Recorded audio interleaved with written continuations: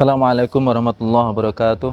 Waalaikumsalam warahmatullahi wabarakatuh. Innal hamdalillah nahmaduhu wa nasta'inuhu wa nastaghfiruh wa na'udzu bihi min shururi anfusina wa min sayyiati a'malina.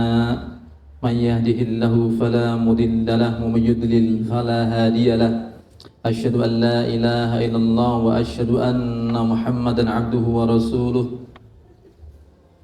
Allahumma salli ala Muhammad wa ala ali Muhammad, amma ba'd.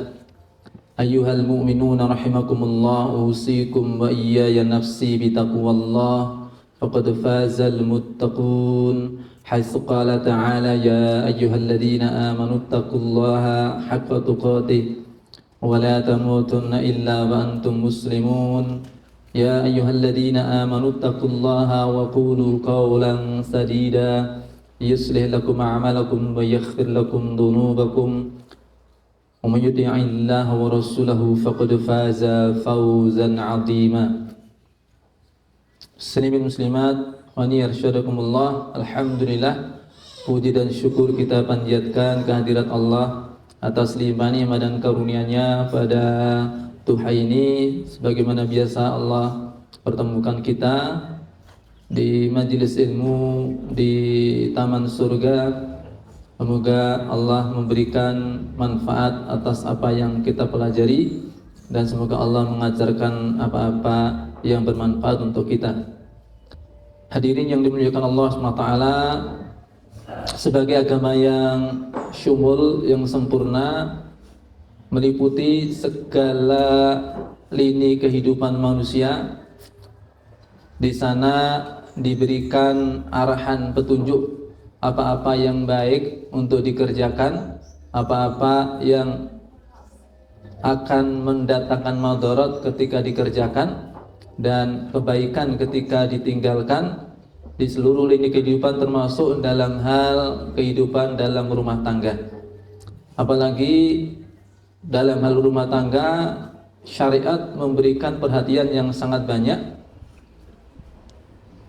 Kalau kita perhatikan, bahkan kehidupan di dunia pun juga kehidupan akhirat tidak lepas dari bagaimana mereka berumah tangga. Sehingga sering dikatakan keluarga, rumah tangga itu ibadah, atau pernikahan ibadah yang paling panjang waktunya dan pengaruh dampaknya juga paling lama. Hadirin, sampai-sampai memori dalam keluarga itu nantinya juga lekat dibawa ketika manusia berada di alam kubur. Orang-orang saleh yang mereka mendapatkan, mereka diperlihatkan oleh Allah seperti apa jannah yang akan ditempati, maka ketika itu mereka mengatakan, Rabbi aqimis sa'ah hatta arji ila ahli. Wahai Rabbi, percepatlah datangnya kiamat supaya aku bisa kembali bersama keluargaku. Jadi memori berkeluarga itu bahkan ketika di alam kubur itu diingat.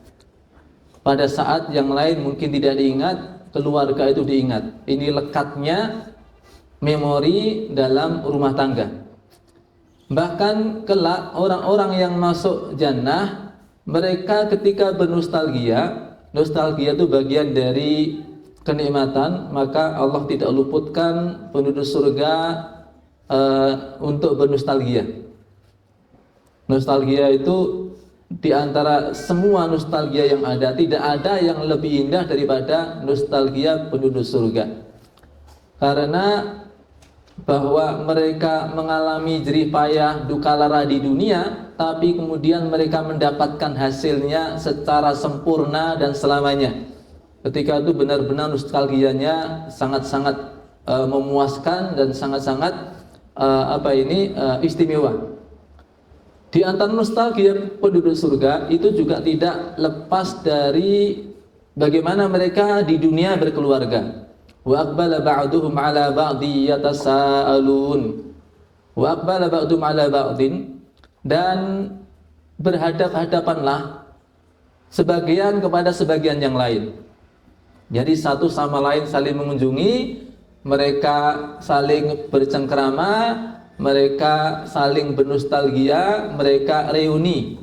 Dulu orang-orang yang pernah ketemu di dunia, mungkin teman seperjuangan, mungkin lama pernah berjuang bareng, kemudian sempat tidak ketemu lama hingga kemudian sama-sama masuk surga, maka di antara kenikmatan penduduk surga mereka akan bernostalgia.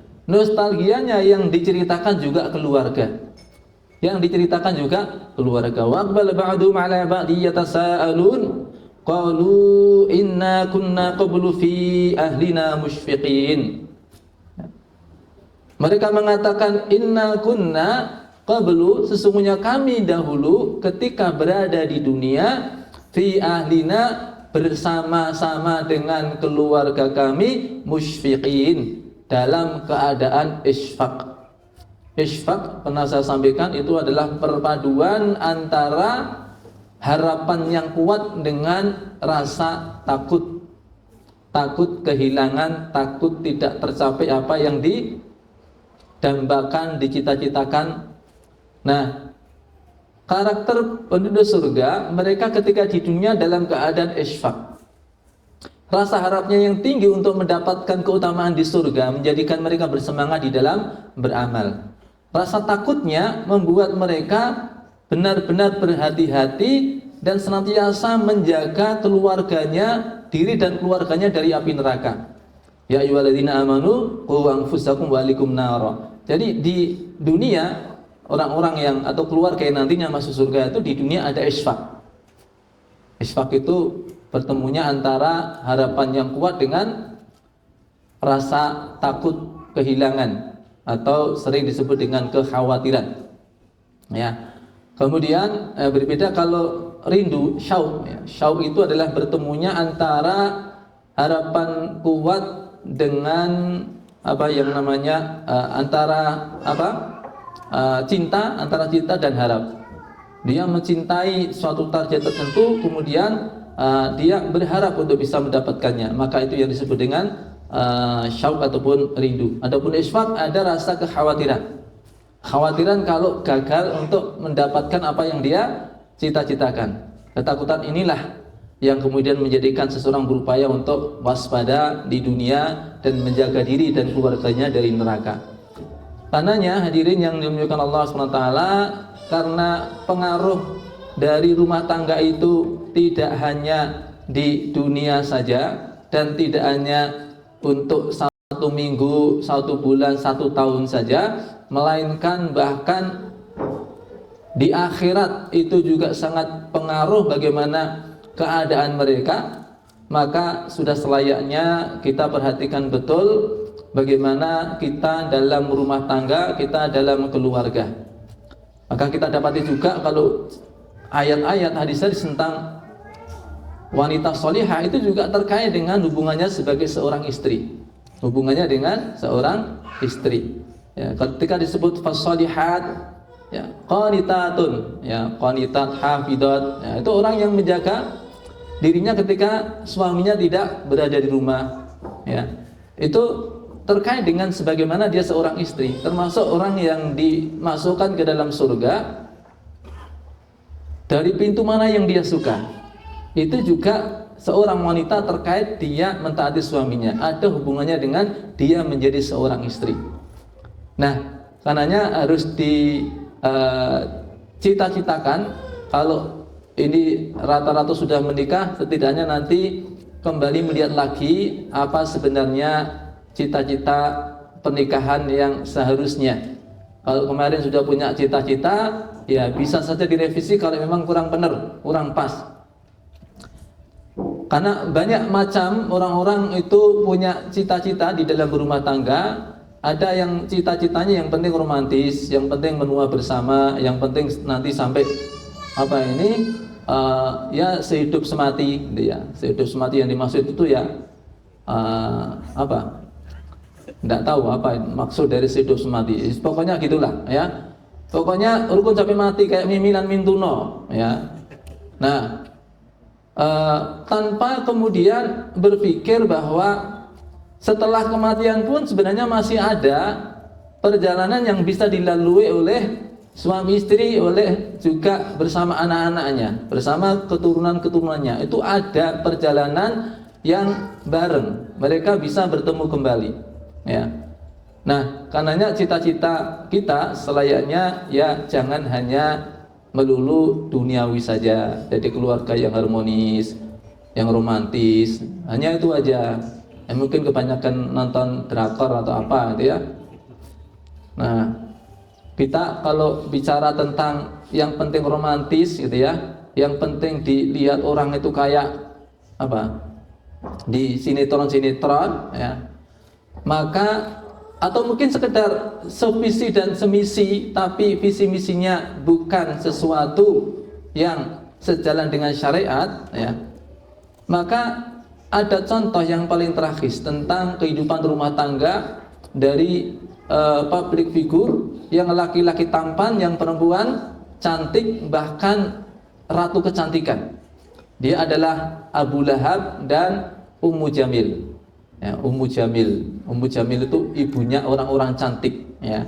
Itu gelaran karena dia disebut sebagai orang yang paling cantik, jadi ratu kecantikan ya.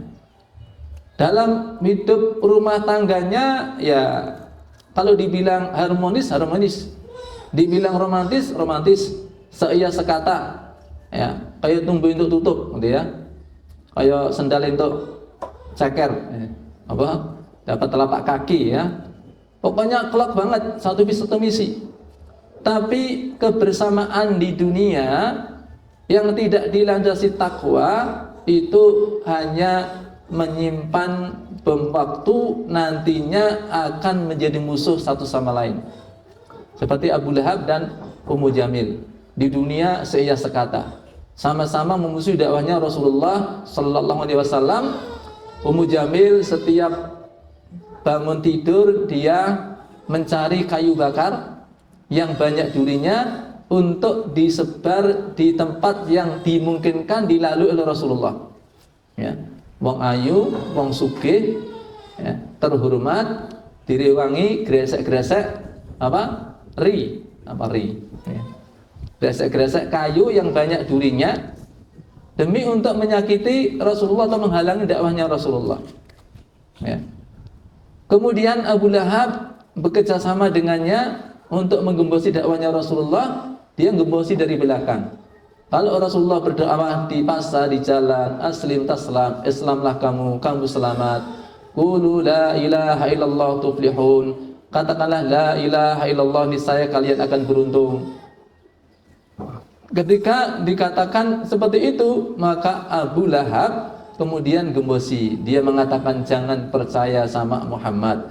Dia pemecah belah, pembawa agama baru dan seterusnya. Ya, udah klop ini. Dua sejoli ini antara Abu Lahab dan Ummu Jamil. Tapi kebersamaan mereka itu tidak lestari sebagai suami istri, sebagai orang yang saling dukung-mendukung. Hanya sebatas ketika di dunia saja. Di akhirat mereka pada akhirnya menjadi musuh satu sama lain. Al-akhillau yawma idzin ba'duhum li ba'din aduwwun illal muttaqin. Orang-orang yang saling mencintai ya, saling ngefan satu sama lain, mengidolakan satu sama lain, cinta satu sama lain ya, akrab satu sama lain. Al-akhillah kullah itu dan orang sekarang bilang ya mungkin bestie kan ya. Bahkan lebih dari itu, suami istri yang betul-betul pokoknya kayak nggak terpisahkan ya. Pada hari itu menjadi musuh satu sama lain. Illal muttaqin, kecuali orang-orang yang bertakwa. Ya. Abu Lahab pada akhirnya masuk neraka. Sayasla naran dzata lahab wa imra'atuh, istrinya juga hammalatul hatab. Dia disebut Allah dengan sebutan hammalatul hatab. Kalau kita kumpulkan dari pendapat para mufassirin, makna dari hammalatul hatab itu ada 3 setidaknya. Pertama adalah makna hakiki di dunia, benar-benar dia itu memang membawa kayu bakar. Dia membawa kayu yang banyak durinya untuk disebar di tempat di mana Nabi akan lewat di sana. Ini makna yang pertama. Makna kedua adalah makna makna majazi ya, makna majazi, maksud dari hamalatul hatab itu tukang kompor. Kalau istilah orang sekarang, dia suka memprovokasi suaminya dan juga orang-orang Quraisy untuk memusuhi dakwahnya Rasulullah sallallahu alaihi wasallam. Makna ketiga adalah makna hakiki di akhirat. Jadi nantinya Ummu Jamil lah yang daden bikin membakar kayu bakar nantinya untuk membakar suaminya sendiri. Al-akhila'u yawma idzin ba'duhum li ba'din aduwwun illal muttaqin. Nah, itulah kesudahan orang-orang yang dia ketika di dunia meskipun romantis tetapi kebersamaan mereka itu dalam rangka untuk musuh dakwahnya Rasulullah sallallahu alaihi wasallam. Nah, makanya kita pikirkan apa yang kita desain untuk rumah tangga kita ya. Kalau kemarin salah desainnya didesain ulang lagi ya. Nanti direhab dikit-dikit itu. Ya. Karena kalau sebagaimana membangun rumah yang pertama kali sangat penting untuk dilakukan adalah mendesain terlebih dahulu. Desain rumah kita seperti apa nantinya. Ya. Boleh aja kita bercita-cita mungkin punya ekspektasi dalam rumah tangga ya. Ini di awal itu sah-sah saja yang dengannya nantinya kemudian kita punya model mau kita bawa kemana dengan cara apa program-programnya. Kalau kita sudah punya cita-cita dalam keluarga itu serupa desain di dalam membangun rumah, ada desainnya dulu. Desain kita jelas sebagaimana yang sering kita baca, Rabbana hablana min azwajina wa dzurriyyatina qurrata a'yun waj'alna lil muttaqina imama. Namanya desain ini kan sesuatu yang nantinya mau digarap bareng suami dengan istri. Ya. Bahwa kita punya desain kemudian nanti berupaya melangkah tapi nanti untuk melihat teman kerjanya, partnernya juga harus melihat realita. Banyak orang-orang yang ketika mau menikah itu ekspektasinya udah kadang-kadang ketinggian gitu ya. Cita-cita nggak apa-apa, tapi kalau kemudian itu maunya nemu kayak gitu gitu ya. Jadi bayangannya nanti nikah sama ahwatnya udah kayak Aisyah gitu ya.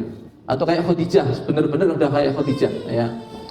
Nah, pokoknya ya setiap suami pulang udah dilayanin, udah disambut dengan setiap kali itu mesem ya. Kemudian pokoknya juga baunya wangi terus gitu ya.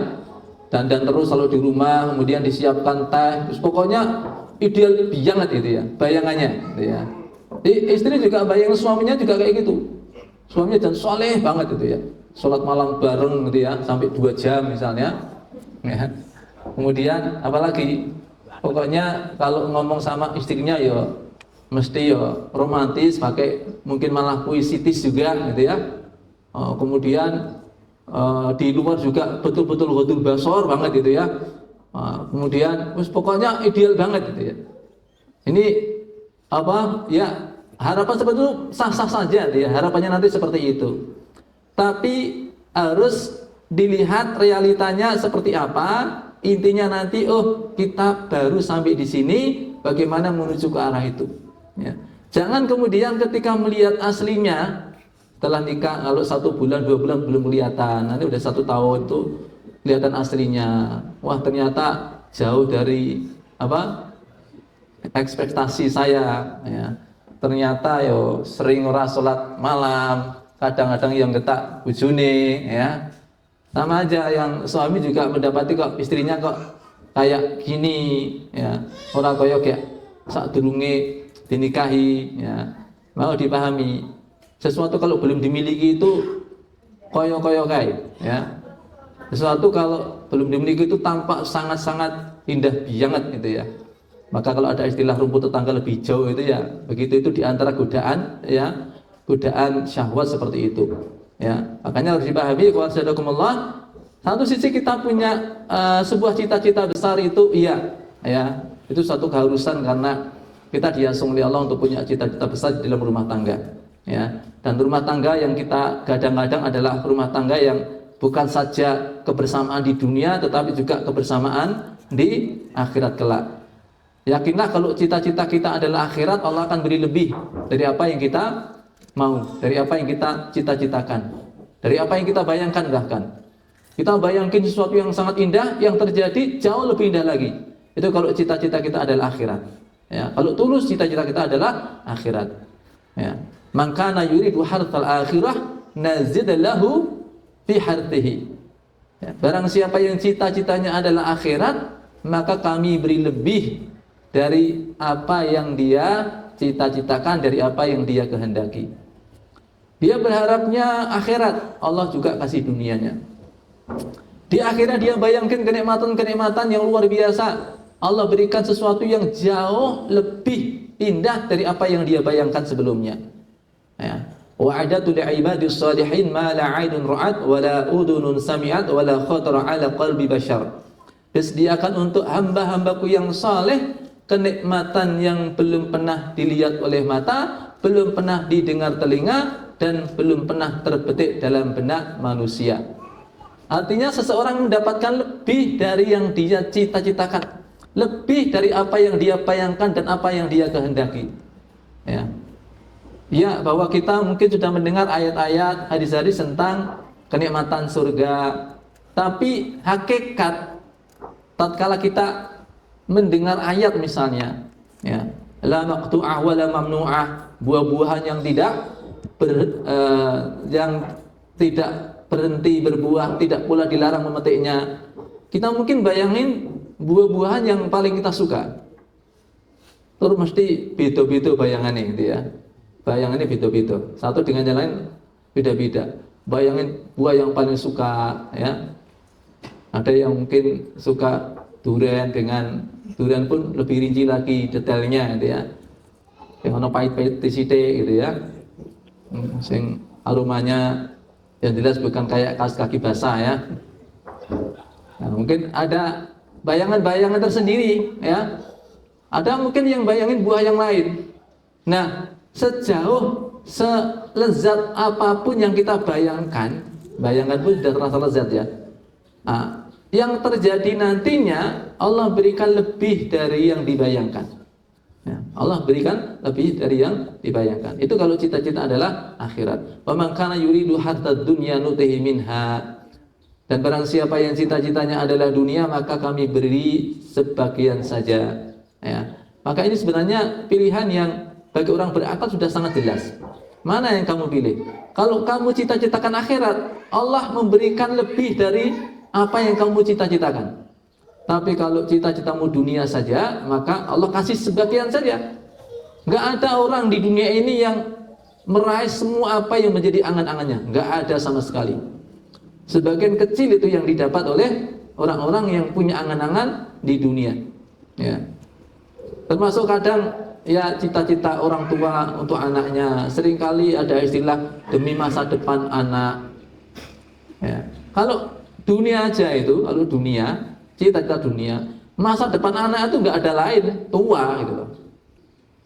Ya, kuwi nak umure dawa gitu ya. Dan kalau namanya tua itu ya apa? Kekuatan sudah melemah, ya. Kekuatan menikmati juga sudah berkurang dan bahkan beberapanya itu hilang, ya. Derita, kelemahan itu justru menguat. Ya, semakin tua semakin apa? Kembali kepada ardalil umur, ya, kepada apa? Kelemahan yang semakin lemah, ya. Nah, itu masa depan, ya. Masa depan di dunia hanya itu, ya. Nggak ada yang lain. Tapi kalau masa depannya adalah akhirat yang dimaksud, masya Allah, dia bisa kembali menjadi muda lagi, ya. Baik. Jadi sebuah rumah tangga mestilah punya asa, punya cita-cita, ya. Ini sebagai acuan mau kemana, dan karenanya ketika sebelum memulai memang memilih yang sekufu itu memang apa? Sebuah cara bagaimana meminimalisir adanya apa? Pertikaian yang apa ini yang nantinya menjadi masalah, ya. Sekufu itu sebenarnya ya setidaknya nanti komunikasinya mudah, itu aja. Ya. Kalau komunikasinya nggak nyambung karena tidak satu kufu, itu memang nanti juga ada masalah. Kecuali kalau betul-betul salah satunya ini betul-betul sabar bisa ngomong gitu ya. Ya, tapi ketika satu kufu, ya, gambaran satu kufu itu seperti dalam kisah orang Arab kalau mengistilahkan tumbuh itu tutup, itu ada satu kisah. Kisah itu tentang Shanun dan Tobaqah. Judulnya Wafaqa Shanun Tobaqah. Ketika Shanun ketemu dengan Tobaqah. Shanun seorang laki-laki yang cerdas, dia mencari istri seorang wanita yang cerdas pula, yang sekufu dengannya. Ya. Satu kali Shanun ini dia mengatakan, saya akan keliling kampung, keliling kota, keliling negeri untuk mendapatkan istri sebagaimana yang satu visi misi dengan saya, sekufu dengan saya. Maka suatu kali dalam perjalanan dia bertemu dengan orang tua Parubaya, umur 50-an sekian tahun, ya. Ketika keduanya bertemu, mereka ternyata melewati jalan yang sama, ya. Cukup jauh perjalanannya nantinya. Maka ketika itu mereka saling Shanun mengatakan begini, ya. Ahmiluka au tahmiluni, Pak, Bapak yang saya boncengan atau saya bonceng Bapak? Ya. Saya yang bonceng atau Bapak yang bonceng? Nah, orang tadi mengatakan, ya jahil, orang bodoh. Ana raqibu anta raqib. Saya ini berkendaraan, kamu juga berkendaraan. Bagaimana kok kamu bonceng saya bonceng kamu? Ya. Maka Shanun diam saja. Ya. Keduanya lantas berjalan berdua, ya, sesekali mereka berbincang sampai suatu kali ketemu ada warga yang sedang memanen hasil ladangnya. Ketika itu Shanun kembali bertanya, ya, Pak, menurut Bapak ini yang punya ladang ini sudah memakan hasil panennya atau belum? Ya. Padahal lagi pas itu baru dipanen. Orang tadi mengatakan, ya jahil, kamu kok nanyanya aneh banget. Udah lihat sendiri, itu baru dipanen. Masa kamu tanya sudah dimakan atau belum? Ya. Nah, Shanun diam saja sampai kemudian ketemu lagi dengan ada mayat yang diusung di keranda. Mayat diusung di keranda. Nah, Shanun tanya lagi, menurut Bapak ini yang diusung ini udah mati atau masih hidup? Ya. Ini yang diusung ini masih hidup atau udah mati, Pak? Ya. Tambah takjubnya takjub. Bagi aku tiba jagungan kok orang dengan genah diusung nang bandusa kaya ditakon isi urip apa wis mati gitu ya. Nah, maka kemudian ya intinya orang tua tadi menyimpulkan Shanun ini orang bodoh gitu ya. Sampai kemudian keduanya sampai di rumah si bapak tadi, ya. Shanun sebelum melanjutkan perjalanan, karena tadinya udah lama dalam perjalanan, ya mosorat dihampirke sama si bapak tadi. Bapak tadi tampak masuk ke dalam ruang keluarga, mungkin mau menjamu Shanun ini, tapi di situ dia berbincang dengan putrinya, ya. Putrinya ini nanya, Bapak sama siapa? Oh, karo wong dalan, ya wong bodoh katanya, ya. Orang bodoh aja, ya. Ya lumayan lah, ngkonco nang dalan, ya. Kok Bapak tahu kalau dia bodoh dari mana, Pak? Iya, dia pertama ketika saya berkendaraan, dia berkendaraan, masa dia nanya saya bonceng kamu apa saya diboncengkan kamu? Ya, aku bonceng kamu, aku bonceng kamu bodoh ya. Aku bonceng kamu apa? Kau bonceng aku kan itu. Ya. Yang kedua, dia ceritakan tadi ketiganya tadi kepada putrinya. Ya. Coba, masa nanya gitu Pak, nek orang wong bodoh ora ono katanya. Ya. Apa kata putrinya tadi? Dia bilang, Pak, itu bukan orang bodoh Pak. Ya. Apa maksudmu?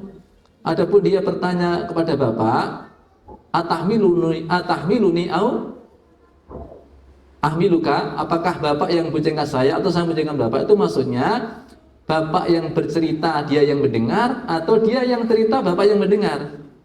Sehingga ada perbincangan di jalan sehingga tidak terasa melakukan perjalanan jauh. Itu maksudnya. Ya. Dengan sing ngomong aku sing ngrungokke apa kula sing ngomong jenengan critake itu loh. Ngomong sing ngrungokne ya. Nah, itu maksudnya. Oh gitu ya. Terus yang kedua tadi apa maksudnya? Kalau itu Pak maksudnya dia bertanya itu sudah makan hasilnya atau belum? Itu maksudnya apakah hasil panen itu dijual? Maksudnya dijual kepada orang lain sehingga yang punya sawah itu mendapatkan hasil dari penjualan itu dan sudah makan hasilnya, ya? Ataukah dia dipanen sendiri kemudian nanti nunggu setelah itu baru dia makan, gitu ya. Terus yang ketiga itu maksudnya kalau orang itu dikatakan masih hidup kalau dia punya anak yang meneruskan asarnya, meneruskan kebaikan-kebaikannya, atau dia punya sedekah jariyah sehingga dia dianggap masih hidup. Kalau tidak punya ya berarti dia sudah mati, betul-betul habis ceritanya, ya. Oh gitu tuh maksudnya. Baru dong saya, ya. Maka ketika keluar menemui Shanun, bapak tadi dengan bangganya dia mengatakan saya bisa menjawab teka-teki kamu tadi, gitu ya. Ya, dia yang nomor 1 begini, nomor 2 begini, nomor 3 begini, itu dia katakan pada Shanun. Gimana jawaban saya? Benar nggak katanya? Ya. Tapi Shanun ini juga sudah karena kecerdasannya udah tahu ini bukan dari bapak itu sendiri, dia. Dia udah bisa menakar kecerdasan bapaknya. Ya, Pak terus terang aja Pak, ini bapak tadi dapat bocoran dari mana? Gitu ya. Yang ngasih tahu siapa? Ini bukan jawaban bapak sendiri ini. Ya. Jadi dalam perjalanan udah bisa ngukur dia. Iya, tadi yang ngasih tahu anak saya. Ya. Itu anaknya, putrinya namanya Tobakoh. Ya. Nah, kemudian karena kecocokan ini menikahlah keduanya, ya, satu sepupu, ya, sehingga ini dijadikan sebagai perumpamaan Bakoh Shanun Tobakoh. Kalau orang Jawa mengatakan kaya tumbuh untuk tutup, ya, tumbuh untuk tutup. Baik, ini soal bagaimana sebuah cita-cita itu ketika memang dari awal dimiliki bareng-bareng sama, maka kebersamaan dalam menggapai cita-cita itu juga lebih mudah, ya. Sebagaimana juga kalau kita perhatikan sejarahnya Salahuddin Al-Ayyubi, Salahuddin kan juga adalah merupakan buah dari visi misi yang sama dari bapak dan ibunya. Bapaknya Najmuddin Al-Ayyub ketika dia hendak menikah dia sudah punya target besar.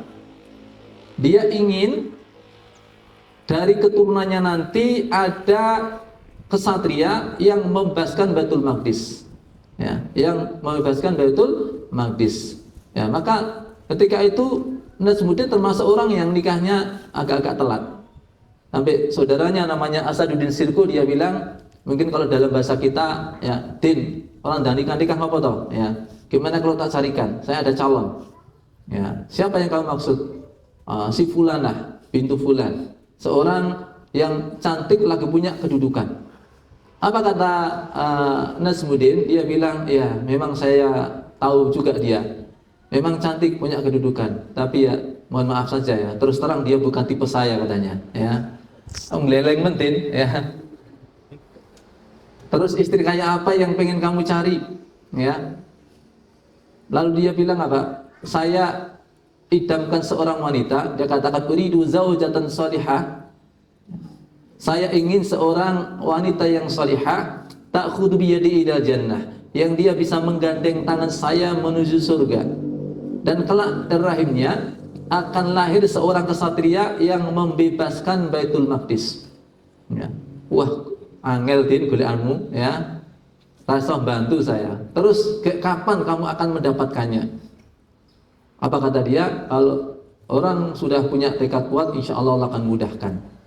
Allah mudahkan jalannya ketika beliau bertemu dengan seorang syekh. Dalam perbincangannya tiba-tiba datang seorang wanita di balik hijab yang ketika itu ternyata dia berbincang dengan syekh ini, ada keperluan. di antara perbincangan itu tampaknya sebelum itu ada seorang laki-laki yang sudah melamar gadis tadi, ya.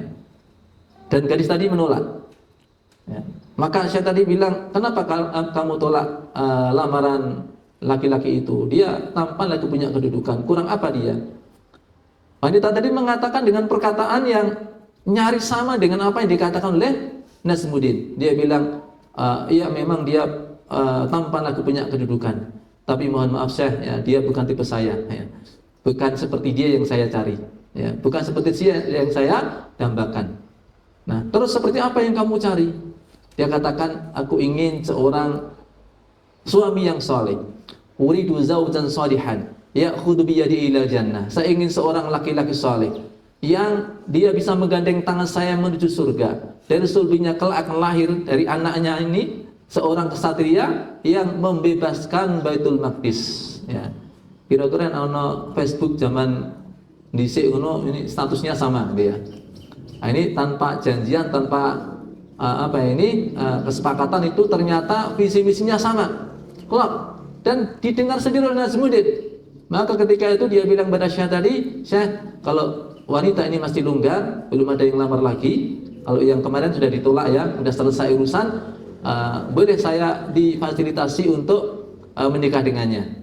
Allah mudahkan pernikahan keduanya hingga kemudian Allah berikan anugerah seorang anak laki-laki, diberi nama yang sudah disiapkan Salahuddin sebelum dia punya istri. Jadi belum tahu nama istrinya tapi sudah tahu nama anaknya. Jadi cita-cita kayak gitu, sampai sudah menyiapkan nama untuk anaknya walaupun dia ketika itu belum punya istri. Nama anak saya Salahuddin. Nama istrinya belum ketemu, ya. Nama istrinya belum ketemu, wallahu alam, ya. Tapi anaknya insya Allah Salahuddin, ya. Nah, dikasih nama siapa? Salahuddin. Nah, karena cita-citanya ini dia bukan sekedar komitmen saja, bukan sekedar cita-cita, ya. Tapi keduanya ketika dimudahkan Allah mendapatkan anugerah anak laki-laki, betul-betul dididik secara kesatria, ya. Sampai suatu kali Nazmuddin itu kehilangan Salahuddin kecil di dalam rumah, nggak ada. Kemudian ketika itu dia cari di luar rumah nggak ketemu, cari di tetangga, ketemunya di tetangga jauh. Di situ dia lihat Salahuddin kecil ini lagi main-main pasaran sama anak-anak perempuan seusia dia, ya. Dengan ikut mainan anak-anak perempuan. Marah ketika itu Nazmuddin, ya, diangkat ini Salahuddin, diangkat tinggi-tinggi. Dia katakan, saya menikah ibu kamu melahirkan kamu bukan untuk mainan kayak gini, nak, bukan untuk pasaran. Wah, lanang kok dolanan nih Hello Kitty, nek cara saya gitu, ya. Ya, ini bukan mainan kamu ini, ya, bukan mainan kamu. Kamu seorang kesatria. Saking gembesnya itu sampai pegangannya jatuh. Begitu jatuh, Salahuddin ini bangun dengan wajah datar, ya. Kelihatan malah bikin khawatir bapaknya, ya. Ditanya ketika itu, sakit nak? Dia bilang sakit. Kalau sakit kenapa nggak nangis? Apa jawabannya? Tidak pantas seorang kesatria yang akan membebaskan Baitul Maqdis nangis hanya gara-gara jatuh seperti ini. Jadi didikannya ini. Dan pada akhirnya betul-betul menjadi seorang kesatria, dia bebaskan Baitul Maqdis. Nah, ini sebuah cita-cita, ya. Dan anak itu juga hasil dari buah dari cita-cita kedua orang tuanya. Ini sesuatu yang ideal. Hanya saja hadirin yang dimuliakan Allah SWT, cita-cita sekali lagi oke lah,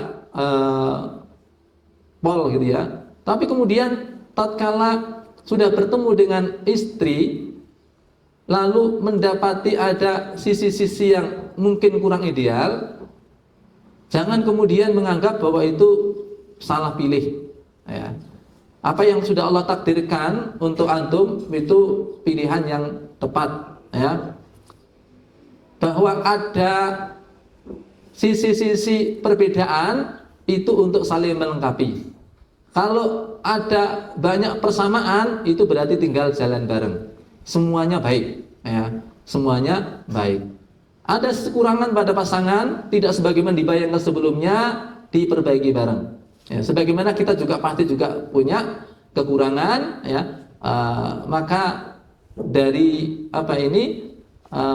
kelebihan dan kekurangan itu bagaimana saling menguatkan. Kelebihannya didominankan sehingga menjadi karakter bersama, kekurangannya ditinggalkan sehingga bukan menjadi karakter bersama yang dominan di dalam keluarga. Ada seorang ada contoh yang menarik di kalangan orang Arab. Seorang laki-laki melamar seorang gadis. Gadis ini ketika hendak dilamar, ketika ta'aruf gitu ya, disertai oleh orang tuanya, dia nanya kepada calon suaminya ini, ya, apakah kamu sudah hafal Al-Quran? Ya. Belum, tapi saya berusaha akan menjadi seorang suami yang soleh. Ya. Dia kemudian manggut-manggut aja. Kemudian wanita ini ditanya balik, bagaimana dengan Anda? Ya, apa yang Anda hafal dari Al-Quran? Dia mengatakan, saya hafal juz 30. Dia hanya mengatakan, saya hafal juz 30. Ya. Kemudian keduanya menikah. Tatkala menikah ini, keduanya saling bagaimana membantu cita-cita kesolehan suaminya didukung oleh istri. Kemudian suami juga ketika itu ngajak bareng dengan istri bagaimana berproses untuk menghafal Al-Quran. Dimulai dari juz amma, bareng itu menghafalkannya, ya. Selesai hafalannya, juz 1, juz 2, ya. Sampai kemudian keduanya hafal 30 juz, ya. Suami juga hafal 30 juz.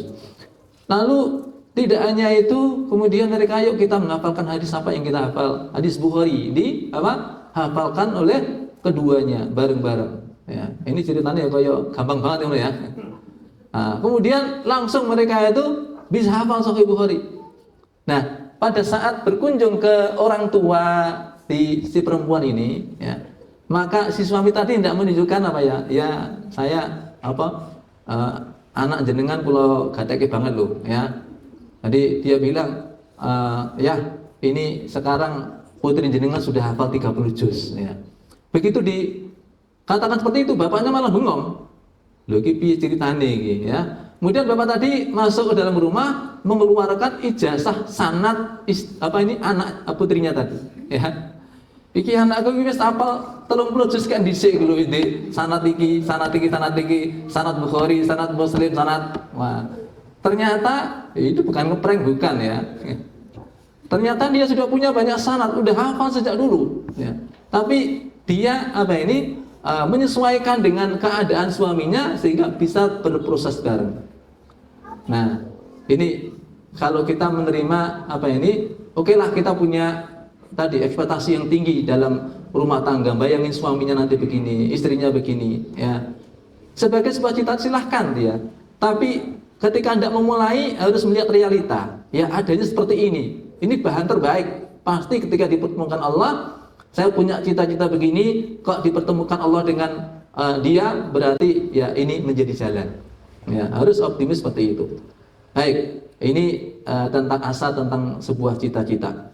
Nah, sebagaimana sebuah rumah itu setelah desain, maka yang pertama kali dibangun adalah apa? Pondasi. Begitupun rumah tangga, ya. Jangan memilih pondasi yang rapuh, pilih pondasi yang kuat, ya. Allah memberikan satu perumpamaan, afaman assasa bunyanahu ala taqwa minallahi wa ridwan khairun aman assasa bunyanahu ala syafa jurufin har. Apakah orang-orang yang membangun bangunannya di atas pondasi takwa dan keridhaan Allah itu lebih baik, ataukah orang yang membangun bangunannya di atas tepi jurang yang sedang runtuh? Jadi hanya ada dua saja. Orang yang membangun, apakah itu sebuah organisasi, rumah tangga, bisnis, apapun itu, pondasinya cuma dua ini. Kalau bukan pondasi takwa yang dipilih, itu berarti dia sedang membangun untuk runtuh. Karena dia sedang bikin pondasi di tepi jurang yang udah mulai longsor itu. Ya. Maka Al-Qurtubi rahimahullah, beliau mengatakan, ya, apapun sebuah bangunan, program, ya, akan menjadi lestari, lebih langgeng dan diangkat di sisi Allah, artinya akan mendapatkan pahala ketika diberi pondasi, dibangun di atas pondasi takwa. Ya. Sebaliknya, kalau pondasinya bukan takwa, itu hanya merencanakan kehancuran. Ya. Kalaupun dia bisa berdiri, itu ya sangat-sangat sebentar. Seperti kisah tadi, seideal-idealnya ya Ummu Jamil dan Abu Lahab itu sudah maksimal ideal itu. Ya. Sudah maksimal ideal seperti itu. Ya. Hanya sebatas ketika di dunia sangat sebentar, nantinya akan menjadi musuh satu sama lain. Ya.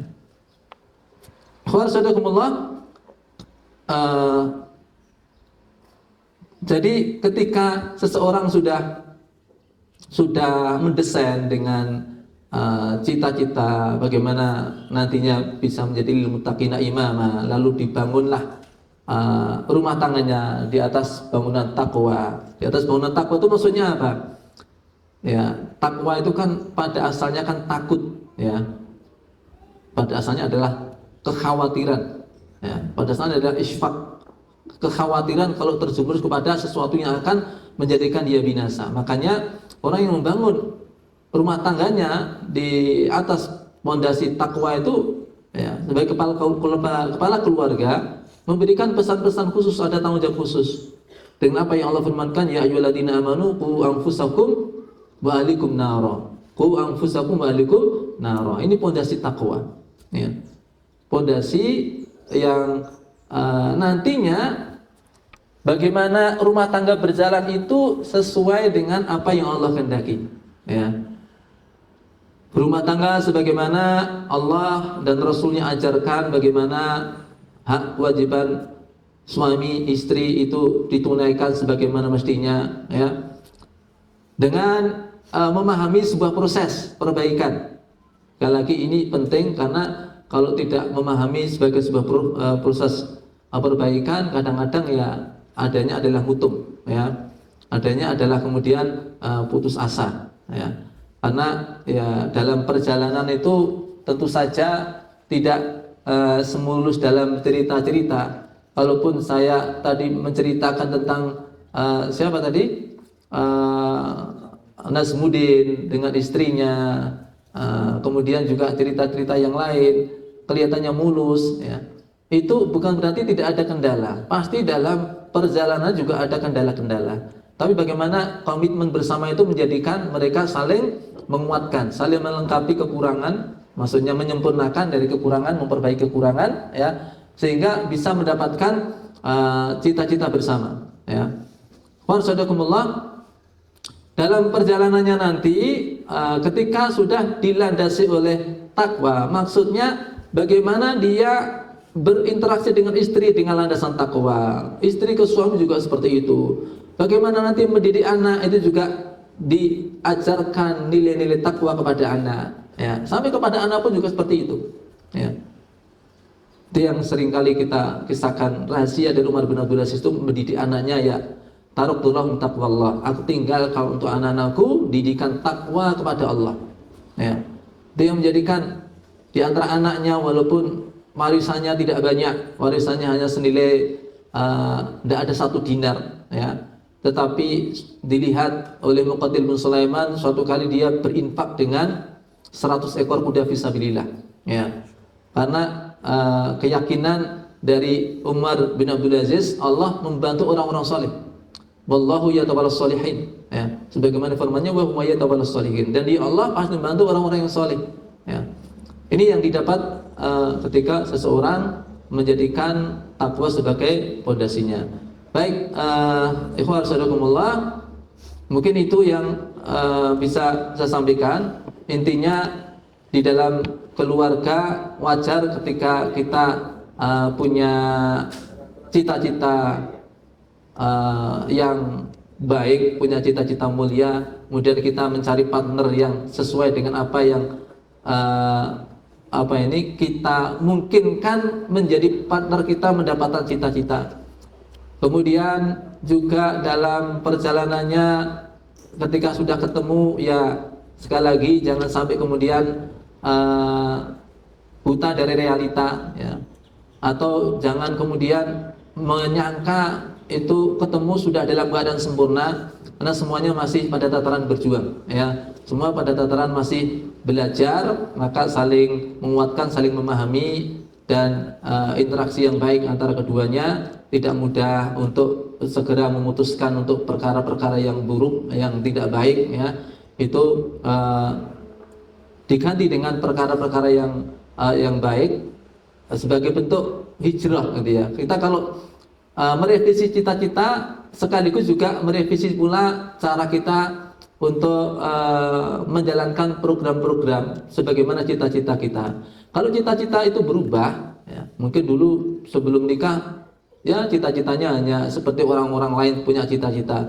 Setelah ngaji tahu sebenarnya cita seperti ini, maka cara berjalan juga harus beda, ya. Harusnya juga lebih terarah. Kalau di Risalah di sini dicontohkan bagaimana kehidupan Abu Thalha dan istrinya.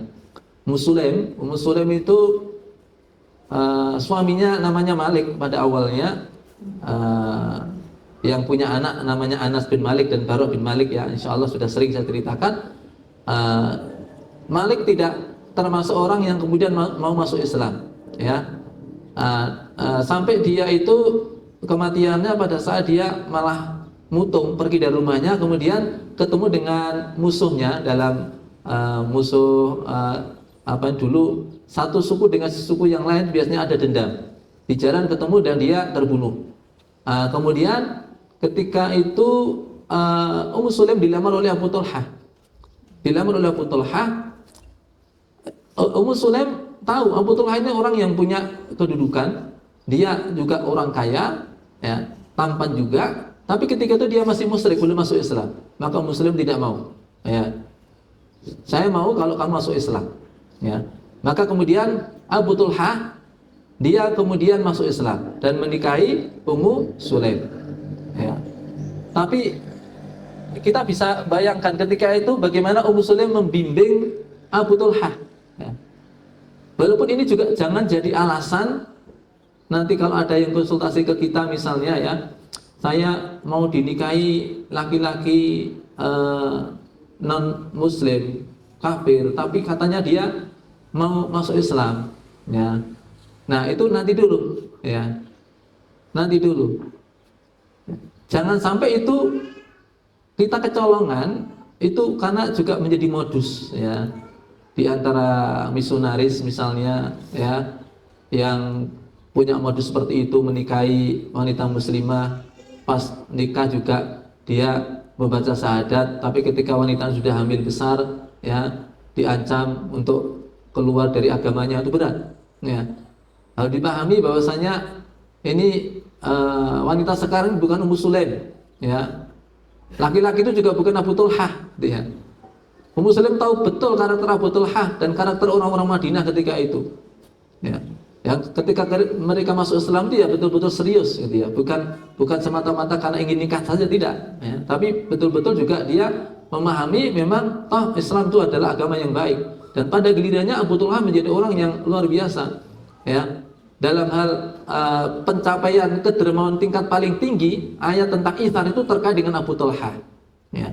Nah, itulah diantara contoh keluarga yang ketika memulainya itu ada sisi kurangnya, tapi mereka bisa berproses bareng-bareng untuk menuju kepada kebaikan, ya. Seiring dengan bagaimana Allah tarbiyah orang-orang Ansor, ya, yang tadinya punya karakter yang tidak baik menjadi punya karakter yang utama, bahkan di puncak keutamaan. Tadinya mereka suka masih riba, mereka tinggalkan karena ada larangan riba. Tadinya mereka masih suka curang dalam timbangan, fa'ahsanul mikyal. Kemudian mereka pun memperbaiki timbangan mereka, ya, ketika turun surat Al-Mutaffifin. Kemudian tatkala mereka seiring dengan itu kehidupan mereka membaik, ketika mereka tinggalkan riba, tinggalkan curang dalam timbangan, hingga kemudian mereka menjadi orang kaya, Allah turunkan perintah waqimus sholata wa atuz zakah di tahun kedua Hijriah. Mereka pun langsung berzakat. Mereka pun kemudian berproses lagi, tidak hanya bersedekah yang wajib, mereka sedekah yang sunnah juga. Bukan sekedar sedekah yang sunnah, tetapi bukan sekedar sedekah yang tatawu, tetapi mereka juga bersedekah yang dari yang baik-baik. Proses lagi mereka bersedekah dengan yang baik-baik dan dicintai. Meningkat lagi mereka bahkan mampu mendahulukan saudaranya, dia infakkan apa-apa yang dia cintai pada saat dia membutuhkannya. Karena ada sahabat saudaranya yang membutuhkan, dia berikan pada saudaranya. Itu puncak tertinggi dalam hal itsar, dalam hal kedermawanan, dan puncak tertinggi dalam hal ukhuwah. Begitulah ikhwan saudarakumullah, di antara perjalanan antara cita-cita dan realita, kita mesti bisa menempatkan dengan baik, ya. Jangan gampang kecewa kemudian putus asa ketika apa yang dilihat itu ternyata tidak seperti yang dibayangkan semula, ya. Kita tidak bisa memundurkan, ya, waktu kita kembali ke start awal, kemudian nantinya akan melangkah dengan yang baru. Tetapi kita bisa mencita-citakan sesuatu yang baru, kemudian melangkah dengan cara-cara yang baru. Ini yang bisa kita lakukan untuk perbaikan. Intinya apa yang dikatakan Fudhail bin Iyad, tuhsinu ma baqiya, yaghfirullahu laka ma madha wa ma baqiya. Perbaiki sisa waktu yang masih ada, niscaya Allah mengampuni apa-apa yang telah lampau dari kesalahan-kesalahan dan juga apa-apa yang akan datang. Sekian, akhirul kalam. Assalamualaikum warahmatullahi wabarakatuh.